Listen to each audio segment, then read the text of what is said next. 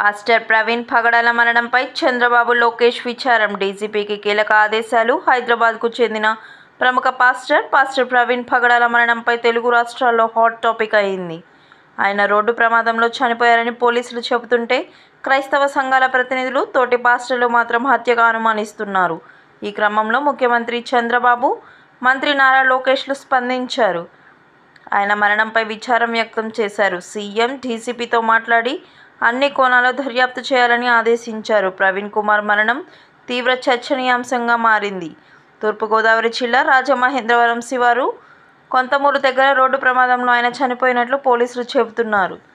అయితే ఆయన్ను హత్య చేశారని తోటి పాస్టర్లు, క్రైస్తవ సంఘాల ప్రతినిధులు అనుమానిస్తున్నారు. ఈ క్రమంలో రాజమహేంద్రవరం ప్రభుత్వ ఆసుపత్రి దగ్గర వారంతా ఆందోళనకు దిగారు.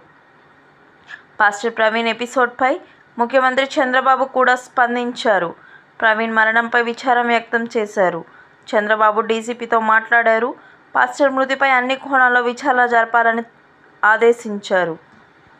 ప్రవీణ్ కుమార్ మరణం తీవ్ర చర్చనీయాంశంగా మారింది. తూర్పుగోదావరి జిల్లా రాజమహేంద్రవరం శివారు కొంతమూరు దగ్గర రోడ్డు ప్రమాదంలో ఆయన చనిపోయినట్లు పోలీసులు చెబుతున్నారు. అయితే ఆయన్ను హత్య చేశారని తోటి పాస్టర్లు, క్రైస్తవ సంఘాల ప్రతినిధులు అనుమానిస్తున్నారు. ఈ క్రమంలో రాజమహేంద్రవరం ప్రభుత్వ ఆసుపత్రి, మరోవైపు మంత్రి నారా లోకేష్ కూడా పాస్టర్ ప్రవీణ్ మరణంపై స్పందించారు.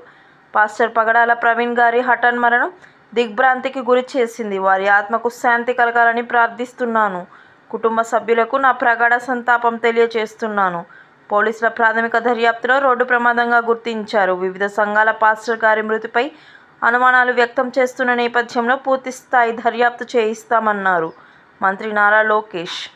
ఇటు హోంమంత్రి వంగలపూడి అనిత పాస్టర్ పగడాల ప్రవీణ్ కుమార్ మృతి ఆరోపణలపై స్పందించారు. తూర్పుగోదావరి జిల్లా ఎస్పీ నరసింహకిషోర్కు ఫోన్ చేసి ఆరా తీశారు. పాస్టర్ ప్రవీణ్ మరణంపై సమగ్ర విచారణ చేయాలని ఆదేశించారు.